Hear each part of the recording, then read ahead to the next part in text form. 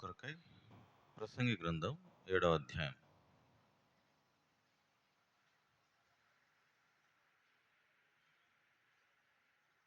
గ్రంథం 7వ అధ్యాయం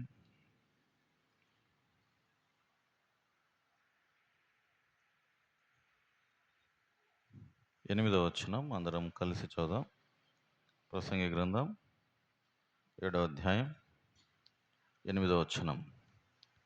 కార్యారంభము కంటే కార్యాంతము మేలు, అహంకారము గలవాని కంటే శాంతము గలవాడు శ్రేష్ఠుడు. ప్రభు సాయం నిమిత్తం చిన్న ప్రార్థన చేస్తాం.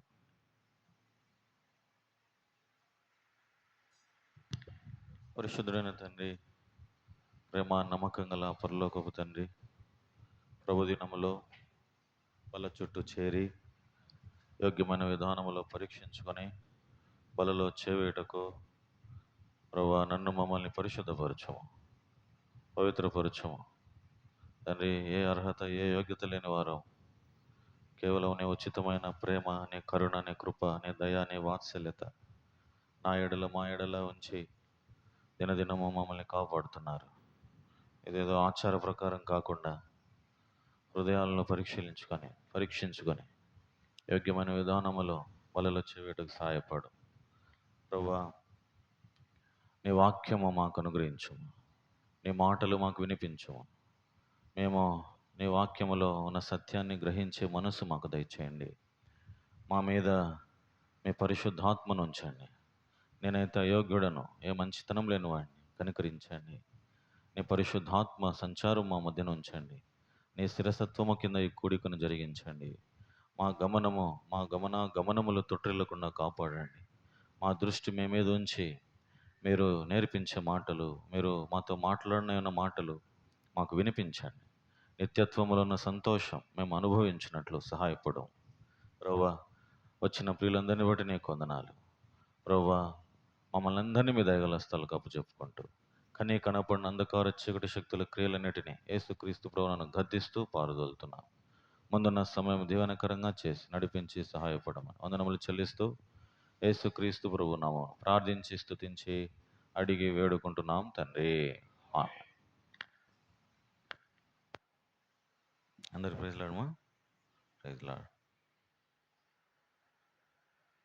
ప్రసంగి గ్రంథం 7వ అధ్యాయం 8వ వచనం ఒకసారి మళ్ళీ అందరం కలిసి చూద్దాం. ప్రసంగి గ్రంథం 7వ అధ్యాయం 8వ వచనం. కార్యారంభము కంటే కార్యాంతము మేలు, అహంకారము గలవాని కంటే శాంతము గలవాడు శ్రేష్ఠుడు. చదువుకున్నటువంటి లేఖన భాగం ప్రభు మన కొరకై ఆశీర్వదించునుగాక. ఇక్కడ రాయబడినటువంటి మాట, కార్యారంభము కంటే కార్యాంతము మేలు, ఆరంభము ముగింపు అనే అంశం మీద మనము దేవుడు మనతో మాట్లాడునుగాక. ఆరంభము అంతము, ఆరంభము ముగింపు. గలతీ పత్రిక 3వ అధ్యాయం 3వ వచనం. గలతీ పత్రిక 3వ అధ్యాయము 3వ వచనం. మీరింత అవివేకులైతిరా, మొదట ఆత్మానుసారముగా ఆరంభించి ఇప్పుడు శరీరానుసారముగా పరిపూర్ణులగుదురా. చాలనైనా ఇక్కడ రాయబడిన మాట, మొదట ఆరంభం ఎట్లా ఉందంటే ఆత్మానుసారముగా ఆరంభించి ఇప్పుడేమో శరీరానుసారంగా పరిపూర్ణులవుదురా. ఇది దేవుడు వేస్తున్నటువంటి ఒక ప్రశ్న. ఇప్పుడు ముందు ఎలా ఉన్నాము అనేది కాదు, కానీ ప్రస్తుతం నేను ఎలా ఉన్నాను అనే విషయము మనము ఆలోచించుకోవాలి. ముందు నేను బాగా బ్రతికాను, కానీ ఇప్పుడు పరిస్థితి సరిగా లేదు. ఇప్పుడు ముందు గతం చూడరు, కానీ ప్రస్తుతం ఉన్నటువంటి సిచ్యువేషన్ చూస్తారు ఎవరైనా కూడా. నువ్వు ఎలా ఉన్నావు, నేను ఎలా ఉన్నానో, మనం ఎలా ఉన్నామనేది ప్రతి ఒక్కరూ చూస్తూ ఉంటారు. ఇప్పుడు ఎవరైనా సరే నీ బిడ్డలు ఏం చేస్తున్నారు అని అడుగుతారు. నీ బిడ్డలు ఏం చేస్తున్నారంటే ఏం చెప్తావు? అప్పుడు సమాధానం, నా బిడ్డ మంచి ప్రయోజకుడైతే గర్వంగా చెప్తావు, నా బిడ్డ ఇప్పుడు MBBS డాక్టర్ కానీ బాగా చదువుకున్నాడు అని. అదే నీ బిడ్డ నీ మాట వినకుండా ఇష్టం వచ్చినట్టు తాగుడుపోతాడు, ఇష్టం వచ్చినట్టు తన జీవితాన్ని పాడు చేసుకుంటే తన గురించి నువ్వు గర్వంగా చెప్పగలుగుతావా? ఆరంభములో ఆరంభములో ఆ బిడ్డ గోళీలు ఆడుకుంటున్నాడు, లేకపోతే ఇష్టం వచ్చినట్టు తిరుగుతున్నాడు, కానీ మంచిగా చదువుకున్నాడు. చివరిగా ఆ బిడ్డ ప్రయోజకుడైనాడు. ఇప్పుడు ఎంబీబీఎస్ డాక్టర్ అయినాడు. ఇప్పుడు ఆ బిడ్డ గురించి ఎంత గట్టిగా చెప్పుకుంటాం? చాలా గంభీరంగా చెబుతాం, నా బిడ్డ డాక్టర్ అయినాడని. ఆరంభం ముఖ్యం కాదు, కానీ ముగింపు చాలా ప్రాముఖ్యం. క్రైస్తవ జీవితము సాగిపోయే జీవితం, ఆగిపోయే జీవితం కాదు. ఏదో కష్టం వచ్చిందని చెప్పి ఆగిపోయేది కాదు ఇది. ఏదో ఎవరో ఏమో అన్నారని చెప్పి నువ్వు ఆగిపోయేది కాదు ఇది. పడాలా, లేయాలా, పోవాలా, ముందుకు పోవాలా, ఇదిలిచ్చుకోవాలా, పోతా ఉండాలా. నీతిమంతుడు 7 సార్లు పడినా కూడా ఏం చేస్తాడంట? తిరిగి పడిన చోటే ఉంటాడు వాడు? ఉండడు. వాడు తిరిగి లేచి ముందుకు పోతానే ఉంటాడు. సాగిపోవాలంతే. ఎంతవరకు ఇది సాగిపోవాల్సింది? ఎక్కడి వరకు ఈ ప్రయాణము ఆరంభించిన ఈ ప్రయాణము మధ్యలో ఆగిపోకూడదు. ఈ ఈ దరి నుంచి ఆ దరి చేరేంత వరకు. ఇప్పుడు ఒక పెద్దోళ్ళు ఏమంటారంటే, సంసారమైన ఈదొచ్చు కానీ సముద్రం సముద్రమైన ఈదొచ్చు కానీ సంసారాన్ని ఈదలేమంటారు. ఇప్పుడు మనము సముద్రం మధ్యలో ఈ నుంచి ఆడికి మధ్యలో ఈదుకుంటూ పోయినాం అనుకో, ఆడి నుంచి ఎట్లా తర్వాత ఎట్లా మునగపిండ్లు దొరుకుతాయా? ఆడి నుంచి అపకపోయేదానికే.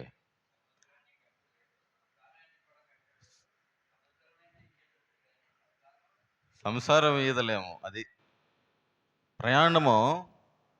ఆరంభించే ఈ ప్రయాణము మన ముగింపు ఎలా ఉండాలి? ఒక స్త్రీ ప్రయాణం చేసింది, రూతు ప్రయాణం చేసింది.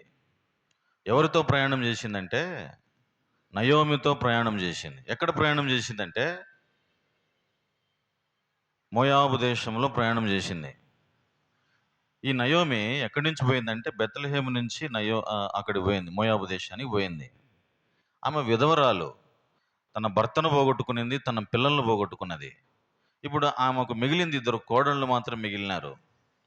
ఇప్పుడు ఏమమ్మా, నా దగ్గర ఏం లేదు, నేను నిస్సహాయ స్థితిలో ఉన్నాను, మీరు మీ ఇంటికి వెళ్ళిపోండి అమ్మా అని చెప్పి మంచిగా చెప్పింది. ఎవరు? అత్త. కోడళ్ళు ఏం చేసినారు? ఒక ఆమె ఏమో వెళ్ళిపోయింది, ఇంకొక ఆమె ఏమో అట్లే ఉండిపోయింది అత్త దగ్గర.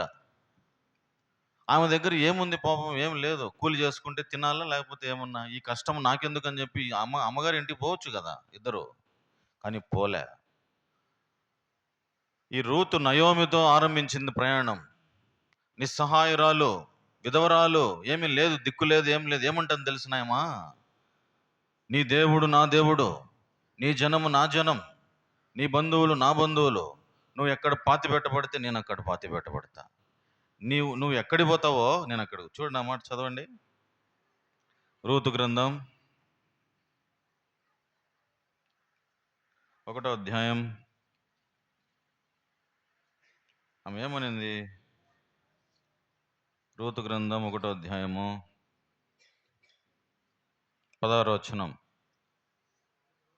అందుకు రూతు, నా వెంబడి రావద్దనియో, నన్ను విడిచిపెట్టుమనియో,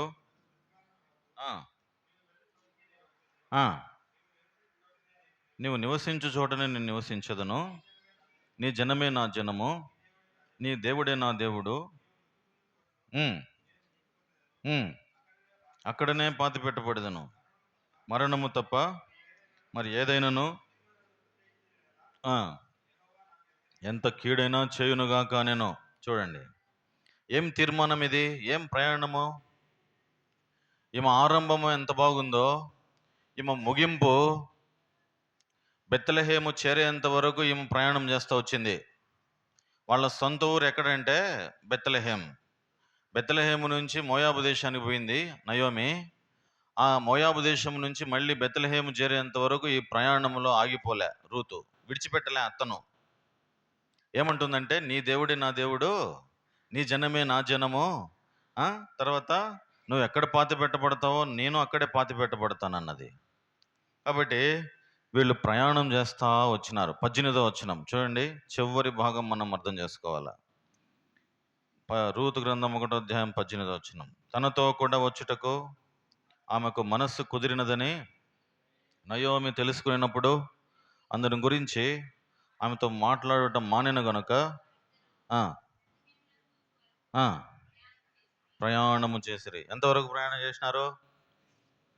బెత్లెహేము చేరేంత వరకు ప్రయాణం చేసింది. మధ్యలో విడిచిపెట్టి వెళ్ళిపోలే. ముగింపు చేరేంత వరకు. ఆడి చేరిన తర్వాత ఆమె కథ మారిపోయింది. ఆమెను వెంబడించింది, అత్తను వెంబడించింది.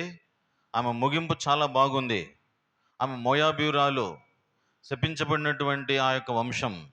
అక్కడి నుంచి ఇక్కడికి వచ్చింది ఈ ప్రాంతానికి. ఈ ప్రాంతానికి చేరిన తర్వాత ఆమె చరిత్ర మారిపోయింది. అదంతా మనం ఇప్పుడు చదవం, కానీ మన ఆరంభము ముఖ్యం కాదు, కానీ మన ముగింపు చాలా ముఖ్యం.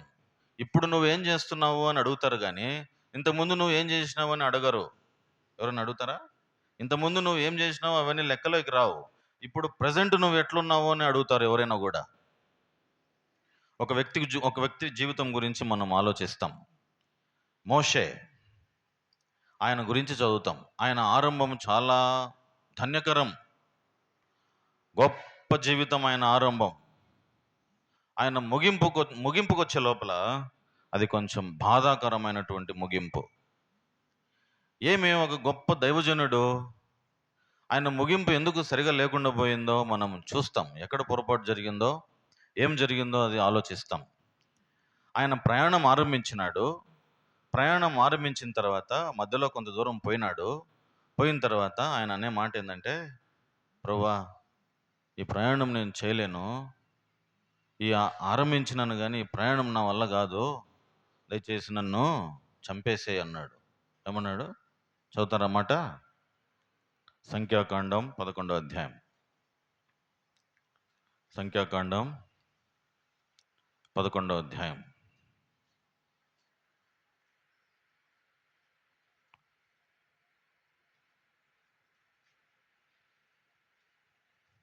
పద్నాలుగు 15 వచ్చినారు. సంఖ్యాకాండం 11వ అధ్యాయము 14, 15. ఈ సమస్త ప్రజలను ఒంటిగా మోయ నా వలన కాదు, నేను భరింపలేని భారం నీవు నాకిట్లు చేయదలిచిన ఎడల నన్ను చంపుము. చూడండి, ఏంది ఈ బాధ? గొప్ప దైవజనుడు, నేను చచ్చిపోతే బాగుండు అనుకున్నాడు. ఎంత కష్టం వచ్చిందో పాపం ఆయనకి. నన్ను చంపేసే అన్నాడు. నన్ను చంపుము ప్రభువా, I don't want to live. చూసిన తర్వాత విరక్తి చెందింది తన జీవితం మీద. సాక్షాత్తు షకీనా గ్లోరీ, షకీనా మహిమ దిగి ఆయనతో మాట్లాడుతూ, ముఖాముఖిగా దేవునితో మాట్లాడుతున్నటువంటి వ్యక్తి పలికిన మాట ఏమన్నాడు? నన్ను చంపే ప్రభువా, I don't want to continue. ఈ మాట మళ్ళీ కింద కూడా అదే వచనంలో చూడండి, నన్ను చంపుము అనే మాట. 15వ వచనం. నా మీద నీ కటాక్షం వచ్చిన ఎడల నేను నా బాధను చూడకుండానట్లు. ఎంత బాధించబడ్డాడు, ఎంత బాధపడ్డాడు. నేను భరించలేనటువంటి భారం ఇది, నాకు నేను మోయలేనటువంటి భారం ఇది. ఒకడు తిడుతున్నాడు, ఒకడు నవ్వుతున్నాడు, ఒకడు హేళన చేస్తున్నాడు నన్ను చూసి. ఈ ప్రయాణం నాకు అవసరమా? నా ఇరుగు పొరుగు వారే, నా బంధువులే నా మాట ఎవరు వినకపోతే నా భార్య ఎందుకు ఈ బ్రతుకు నాకు అని అనుకొని ఆయన దేవుని దగ్గర ఒక రిక్వెస్ట్ పెట్టినాడు. ఏమని? నన్ను చంపే ప్రభు. గొప్ప దైవజనుడు ఆయన. ఐగుప్తు దేశంలో నుంచి నడిపించుకుంటూ తీసుకొచ్చినాడు. భారం భరించుకుంటూ వస్తున్నాడు. ఎర్ర సముద్రమును దాటుకొని వచ్చినారు వాళ్ళు. అరణ్యములో వాళ్ళు ఏమన్నారు తెలిసిన? మాకు మాంసం పెట్టు అన్నారు. ఎవరిని? మోషే దగ్గరకు వచ్చి ఏమన్నారు? మాకు ఆ పైన చదవండి, ఏమన్నారు వాళ్ళు? ఎన్నో వచ్చిన నేను 14 చదువు నేను. సమస్త ప్రజలకు ఇచ్చుటకు 13. మాంసము నాకెక్కడిది? వారు నన్ను చూచి ఏడ్చుచు తినుటకు మాకు మాంసం ఇమ్మని అడుగుచున్నారు. ఏడొచ్చింది బాధ? 1 కేజీనా 2 కేజీలా, లేకపోతే 1 పొట్టేలా 2 పొట్టేళ్ళు కోయాలా? ఏంది, ఎన్ని పొట్టేళ్ళు కోయాలా? ఎంతమంది ఉన్నారు జనము? మామూలుగా లేదు ఈ బాధ. ఏడుస్తున్నారంట వాళ్ళు. ఓ మోషే మాకు పెడతావా పెట్టవా మోషే అని ఏడుస్తున్నారు. ఈ బాధ చూసి నన్ను చంపే బ్రో, వద్దు స్వామి, నాకు నాకు ఈ బాధ వద్దు, నాకు ఈ జీవితం వద్దని చెప్పి ఆయన ఏం చేసినాడు, ఏమడిగినాడు దేవుడిని, చంపే ప్రభు, ఎందుకు ఈ బతుకొద్దు, నాకు వద్దు స్వామి అని. ఇంకా కొంతమంది ఉన్నారు భక్తులు, పెద్ద పెద్ద భక్తులే వాళ్ళు, మంచి మంచి వాళ్ళు, వాళ్ళు కూడా ఇదే మాట అన్నారు, నన్ను చంపే ప్రభు అని. ఆ తర్వాత చూస్తాం ఇంకొక రోజు ఎప్పుడన్నా. అయితే ఈ మోషే గురించి మనం, ఈ ఆరంభం ఎట్లా ఉందంటే, ఈయన గురించి రాయబడింది, ఈయన పుట్టినప్పుడు ఈయనను పడేయాలా అనుకున్నారంట. చూడండి, ఎందుకు పరిస్థితిని బట్టి పడేయాలా అనుకున్నా. అపోస్తల కార్యములు 7వ అధ్యాయము. అపోస్తల కార్యములు 7వ అధ్యాయము 19వ వచనం.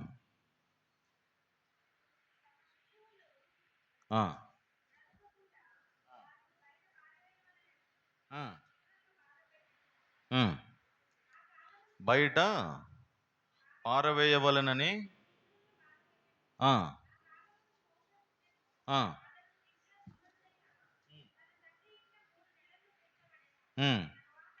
21వ వచనం. బయట పారవేయబడినప్పుడు ఎక్కడ పడవేయబడ్డాడు? బయట పారవేయబడ్డాడు. పరిస్థితిని బట్టి అతని పుట్టినప్పుడు అతన్ని బయట పడేసినారు. పడేసిన తర్వాత ఎవరు పెంచుకున్నారు ఆయమను? ఆ బిడ్డను ఎవరు పెంచుకున్నారు? ఫరో కుమార్తె పెంచుకున్నది.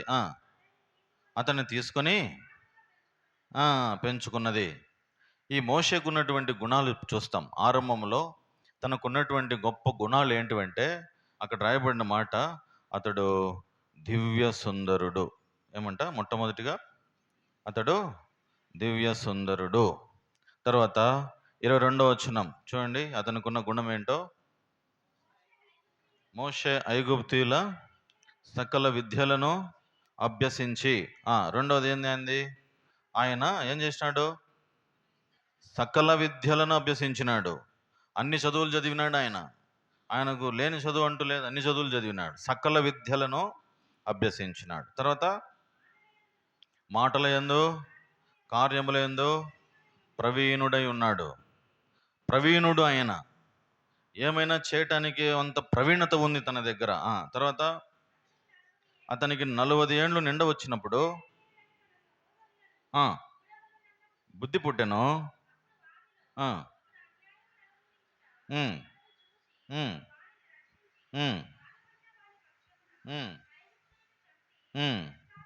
ఇప్పుడు ఏమైనాడంటే, ఈ సకల విద్యలను అభ్యసించినటువంటి వ్యక్తి ఇప్పుడు ఏమైపోయినాడంటే హంతకుడు అయిపోయినాడు. ఏమైనాడు? హంతకుడు అయిపోయినాడు. ఎవరు? మోషే. హంతకుడయ్యి ఎక్కడి పారిపోయినాడు? పారిపోయినాడు అని రాయబడి ఉంది. చదవండి అట్లనే కింద.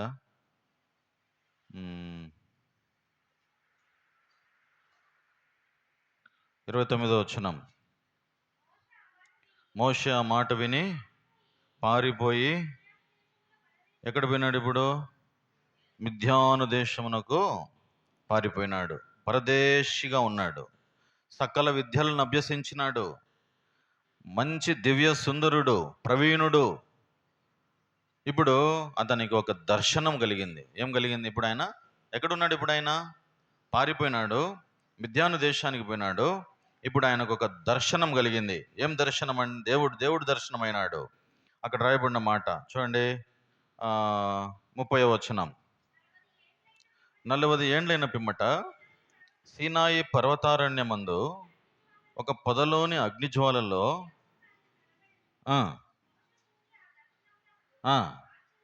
ఆశ్చర్యపడి దేవుడు కనపడ్డాడు. ఇప్పుడు ఆయనకు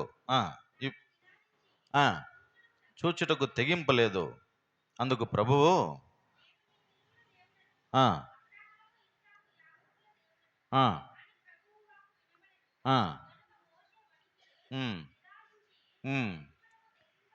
అవును.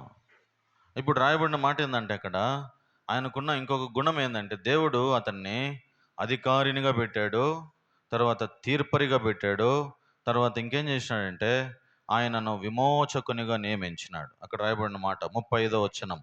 35 చదువుదాం. అధికారినిగానో తీర్పరినిగానో ఉమ్, ఉమ్, ఉమ్, ఉమ్, ఉమ్, ఉమ్. ఇది ఇప్పుడు ఏం చూస్తున్నామంటే ఈ మోషే యొక్క ఆరంభం చూస్తున్నాం. మోషే ఒక దివ్య సుందరుడు, సకల విద్యలను అభ్యసించిన వాడు, ప్రవీణుడు, ఆయన మంచి నేర్పరిగలవాడు. ఆయన ఇప్పుడు ఏమయ్యాడంటే హంతకుడయ్యాడు, పారిపోయాడు. మిద్యాను దేశంలో దేవుడు కనపడ్డాడు. ఒక దర్శనం వచ్చింది. ఆ దర్శనం తర్వాత దేవుడు అతన్ని అధికారిగాను, తీర్పరిగాను, విమోచకునిగాను పెట్టాడు. ఇప్పుడు ఈ మోషేను బట్టి సకల ప్రపంచమంతా అదే ఇతని గురించి రాయబడిన మాట 38వ వచనం చూడండి. అతని నుండి వచ్చిందంట. ఏమొచ్చింది? 38వ వచనం. సీనాయి పర్వతం మీద తనతో మాట్లాడిన దేవదూతతోనూ అరణ్యములోని ఏమొచ్చింది మనకి ఇప్పుడు? ఏమొచ్చింది మా జీవవాక్యం ఎవరి ద్వారా వచ్చింది? మోషే ద్వారా వచ్చింది. జీవవాక్యములను తీసుకొనిన వాడు ఇతడే. ఎవరి దగ్గర నుండి తీసుకున్నాడు? నీ చేతిలో నా చేతిలో జీవవాక్యం ఉందంటే ఎవరి నుంచి వచ్చింది? ఇది మోషే నుంచి వచ్చింది. సీనాయి కొండ మీద దేవుడు ప్రత్యక్షమై దేవుడు మాట్లాడినప్పుడు ఆ మాటలు మనం చదువుకుంటున్నాం. ఇప్పుడు ఎంత మంచి ఆరంభం ఇతని గురించి. మోషే గురించి ఒక మాట చెప్పండి అని అంటే మీరందరూ ఒక మాట చెప్పాలా? ఈ వాక్యం చూపించాలి. హెబ్రీ పత్రిక 11వ అధ్యాయం. ఆయన గురించి ఏం చెప్తామంటే గొప్పగా చూడండి. హెబ్రీ పత్రిక 11వ అధ్యాయము 24, 25, 26 కలిసి ఉన్నాయి. చదువుదాం. మోషే పెద్దవాడైనప్పుడు విశ్వాసమును బట్టి ఐగుప్తు ధనము కంటే క్రీస్తు విషయమైన నింద గొప్ప భాగ్యమని ఎంచుకొని అల్పకాలము పాపభోగం అనుభవించుట కంటే దేవుని ప్రజలతో శ్రమ అనుభవించుట మేలని యోచించి ఫరో కుమార్తె యొక్క కుమారుడనని అనిపించుకున్నటకు ఒప్పుకొనలేదు. ఏలైనగా అతడు ప్రతిఫలముగా కలుగబోవు బహుమానమందు దృష్టి ఉంచాను. ఎంత దూరదృష్టి ఉంది అతనికి! ఐగుప్తు ధనము మీద ఆయనకు ఆశ లేదు. దేవుని ప్రజలతో నింద అనుభవించాల, శ్రమ అనుభవించడానికి నిర్ణయించుకున్నాడు. బహుదూర దృష్టి కలిగి ఉన్నాడు ఆయన. దేవుని దగ్గర ఉంది ఆయనకు బహుమానం అని చెప్పి. తర్వాత ఆయన గురించినటువంటి ఒక మంచి సుగుణం 27వ వచనంలో రాయబడి ఉంది. 27. విశ్వాసమును బట్టి అతడు అదృశ్యుడైన వాడిని చూచుచున్నట్టు స్థిరబుద్ధి గలవాడై రాజాగ్రహమునకు భయపడక ఐగుప్తును విడిచిపోయాను. ఏందంట? అతనికి ఏముంది? ఒక మంచి బుద్ధి. ఏముంది? స్థిర బుద్ధి ఉంది. మంచి బుద్ధి. స్థిరుడు అంటే ఏంటి? కదలని వాడు, స్థిరమైన బుద్ధి గలవాడు. స్థిరమైన బుద్ధికి ఆపోజిట్, వ్యతిరేకమైన పదం ఏంది? చంచలుడు. అంటే చంచలుడు అంటే కదిలిపోయేవాడని, కదిలిపోతూ ఉంటాడని, ఊరికూరికి కదిలిపోతూ ఉంటాడని. మోషే ఎట్లంటాడు? స్థిరబుద్ధి గలవాడు, స్థిరమైనటువంటి బుద్ధి తనకుంది. ఒక మాట ఇక్కడ రాయబడి ఉంది. ఎక్కడంటే ఎఫెసీ పత్రిక 4వ అధ్యాయం. దేంట్లో స్థిరమైన బుద్ధి అంటే ఎఫెసీ పత్రిక 4వ అధ్యాయము 14వ వచనం.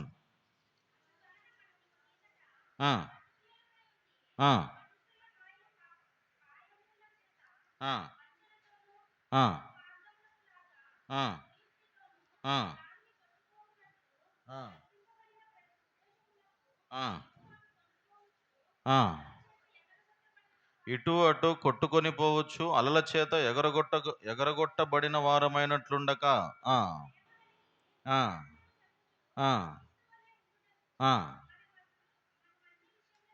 ఎదుగుదుము. అందువలన మనం ఇక మీదట పసిపిల్లలమై ఉండి మనుషుల మాయోపాయముల చేత అక్కడ రాయబడిన మాట ఏంటంటే విశ్వాసములో కదలకుండా ఉండాలా.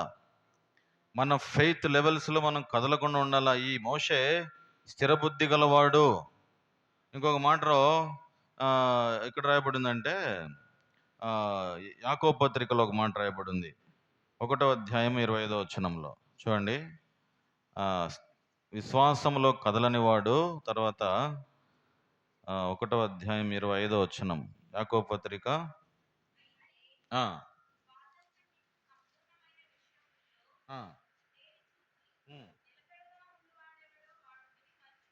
మరచువాడు కాక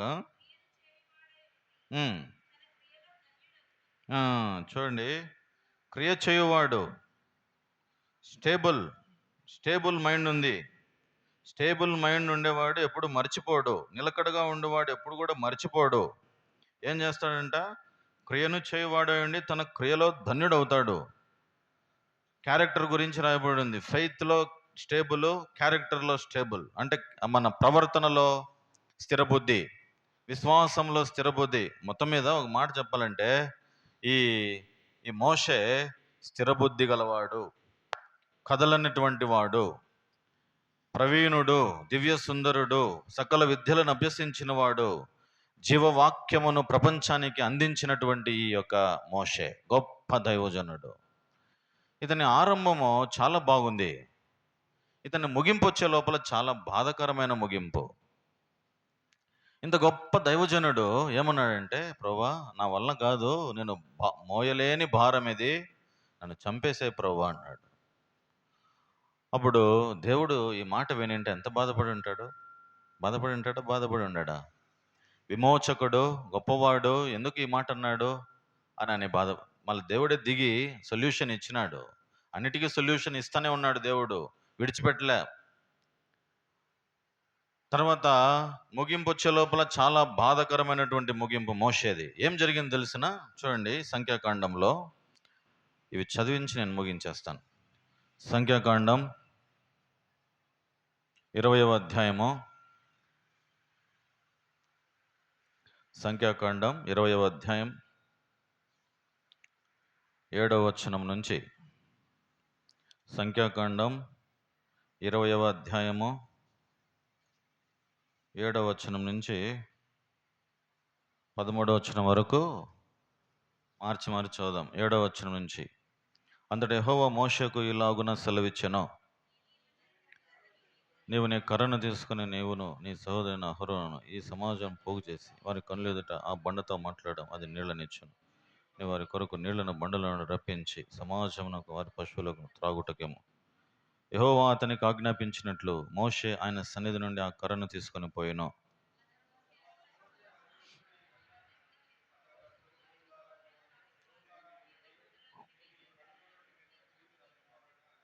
అప్పుడు మోషే తన చేయి ఎత్తి 2 మార్లు తన కర్రతో ఆ బండను కొట్టగా నీళ్లు సమృద్ధిగా ప్రవహించెను, సమాజమును పశువులను త్రాగెను.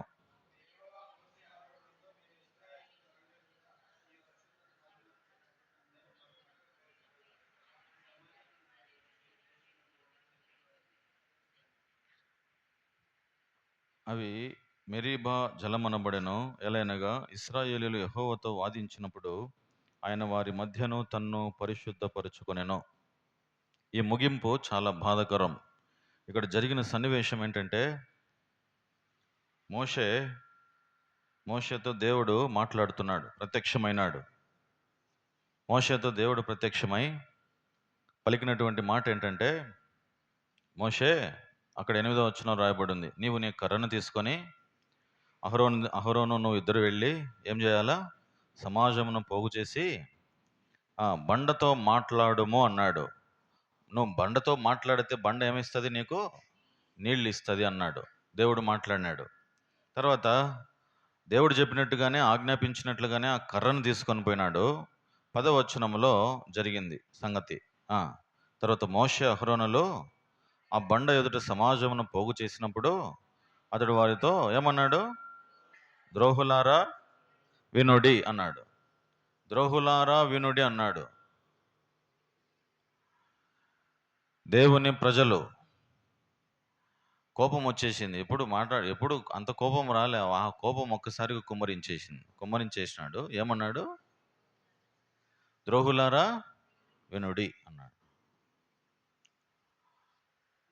కడపలో నేను చిన్నప్పుడు చదువుకునే దినాల్లో ఒకనికి భలే కోపం వచ్చింది, పిచ్చి కోపం వచ్చింది వానికి కోపం వస్తే వాడేం చేసినాడంటే, వాడు కొట్టేదానికి పోయి, మనిషిని కొట్టేదానికి పోయి నేలకు కొరుకుంటాడు గట్టిగా. ఎట్ట చేసినాడు, ఇట కోపం గట్టిగా గట్టిగా నేలకు కొరుక్కుంటాడు. కొంతమంది కొంతమంది ఏం చేస్తారంటే, నాలుక మడత పెట్టి కోపం వచ్చినప్పుడు నాలుక మడత పెట్టి పండ్లు కొరికి ఆ నాలుకే కట్ చేసేసుకుంటారు ఏమో, అంత కోపం వచ్చేసి. ఇప్పుడు మోషకు కూడా ఏమైందంటే కోపం వచ్చింది. ఏమన్నాడంటే, ద్రోహులారా వినుడి అన్నాడు. తన కోపమే తన శత్రువు. బాగున్నటువంటి జీవితం, ఆరంభం చాలా బాగుంది, కానీ ముగింపుకు వచ్చే లోపల ఈ మాట ఎప్పుడైతే పలికినాడో దేవునికి కోపం వచ్చిందాడ. ఎవరినన్నాడు ఆ మాట? ఇశ్రాయేలుల ప్రజలు, దేవుని ప్రజలను అన్నాడు ఆ మాట. ఆ మాట దేవుడు ఓర్చుకోలే. ఆ మాట వినగానే దేవునికి చాలా బాధ అయింది. ఏమన్నాడు? దానికి శిక్ష ఏం వేసినాడు దేవుడు? ద్రోహులారా వినుడి. దేవుడు చెప్పిన మాట ఏంటంటే, నువ్వు బండతో మాట్లాడమన్నాడు. బండతో మాట్లాడినాడా మోషే? నీళ్లు కావాలంటే బండతో మాట్లాడమన్నాడు. బండతో మాట్లాడలే. ఏం చేసినాడు? కర్రను తీసుకొని పోయి చూడండి ఎన్నిసార్లు కొట్టినాడు. మీకు నీళ్లు కావాలనా అని చెప్పి కోపముతో, మేము ఈ బండలో నుండి మీ కొరకు నీళ్లు రప్పించాలనా అని చెప్పి 11వ వచనం. అప్పుడు మోషే తన చెయ్యి ఎత్తి 2 మార్లు తన కర్రతో ఆ బండను కొట్టగా, 2 మార్లు కొట్టినాడు. ఏం జరిగింది అక్కడ? నీళ్లు సమృద్ధిగా ప్రవహించాను. సమాజమును పశువులను త్రాగాను. దేవునికి కోపం వచ్చింది. 12వ వచనంలో ఆ కారణం రాయబడి ఉంది. చూడండి ఏమన్నాడు, దేవుని బాధ అక్కడ కనపడుతుంది. అప్పుడు యెహోవా మోషే అహరోనులతో, నా పరిశుద్ధతను సన్మానించినట్లు నన్ను నమ్ముకొనకపోతిరి. నువ్వే అట్లా చేస్తే ఇంక వీళ్ళు ఏమింటారు? ఇంక నా మాట, నా పరిశుద్ధతను సన్మానించాల్సింది పోయి, నేను ఏం చెప్పానో అది నువ్వు వినకుండా పోయి, నేను చెప్పిన మాట నువ్వు వినకపోతే ఇంకా ఎంతమంది ఉన్నారు జనము? ఇశ్రాయేలు ప్రజలందరూ నా మాట వింటారా? నువ్వే నా మాట వినకపోతే ఇంక ఎవరు వింటారు నా మాట అని చెప్పి అక్కడ దేవుడు బాధపడ్డాడు. నా పరిశుద్ధతను నువ్వు సన్మానించలే, నన్ను నమ్ముకోకుండా ఈ ప్రజలు దూరం అయిపోతారు కదా. నేను చెప్పినట్టు నువ్వు వినింటే ఎంత బాగుండేది. కాబట్టి నీకు ఒక శిక్ష. ఏం శిక్ష అది? చూడు ఏం శిక్ష ఇచ్చినాడు దేవుడు. 12వ వచనం.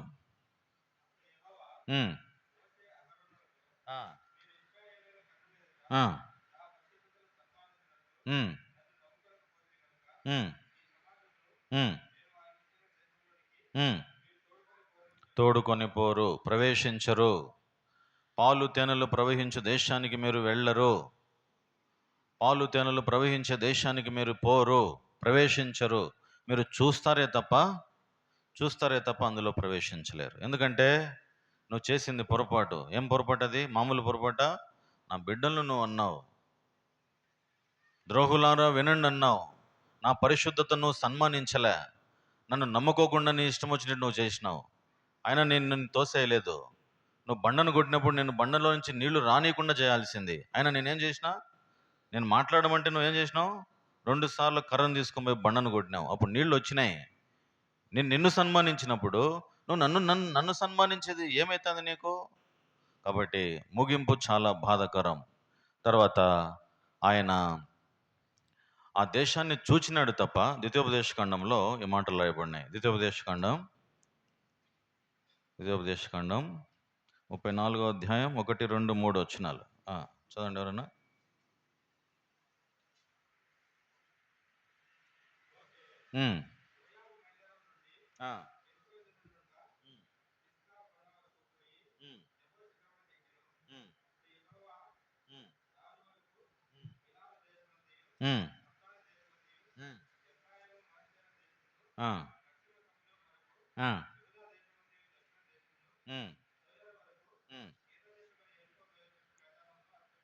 చూపించను రాయబడి ఉంది. తీసుకొని పోలే, చూపించను. అతనికి చూపించినాడు అంతే. అక్కడికి వెళ్ళకూడదు. 4వ వచనం చివరిగా చదివితే, కన్నులారా నిన్ను దాన్ని చూడనిచ్చితిని గాని నీవు నది దాటి అక్కడికి వెళ్ళకూడదు. 5వ వచనం, సేవకుడైన మోషే మాట చొప్పున మోయాబు దేశములో మృతి నొందెను. చూశాడంతే, పోలే, ఆ దేశానికి పోలే, వెళ్ళలే. కాబట్టి అతని ముగింపు చాలా బాధాకరమైనటువంటి ముగింపు. ఒక భక్తుడు ఈ విధంగా ప్రార్థన చేస్తాడు, ప్రభువా నా అంతమో బాగుండేదానికి నాకు సహాయం చేయి. ఒక భక్తుడు ఏమంటాడంటే, నా పరుగు కడముట్టించాను, నా విశ్వాసాన్ని నేను కాపాడుకున్నాను. ఆయనకున్న దృష్టి ఏంటంటే వెనకున్నవి మరచి. చూడండి, ఫిలిప్పీ పత్రిక 3వ అధ్యాయం, ఫిలిప్పీ పత్రిక 3వ అధ్యాయము 12వ వచనం.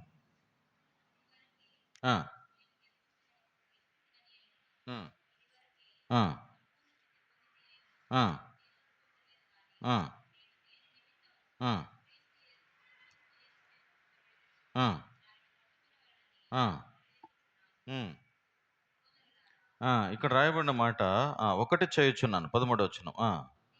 వెనుకున్నవి మరచి ముందున్న వాటి కొరకై వేగిరపడచ్చు.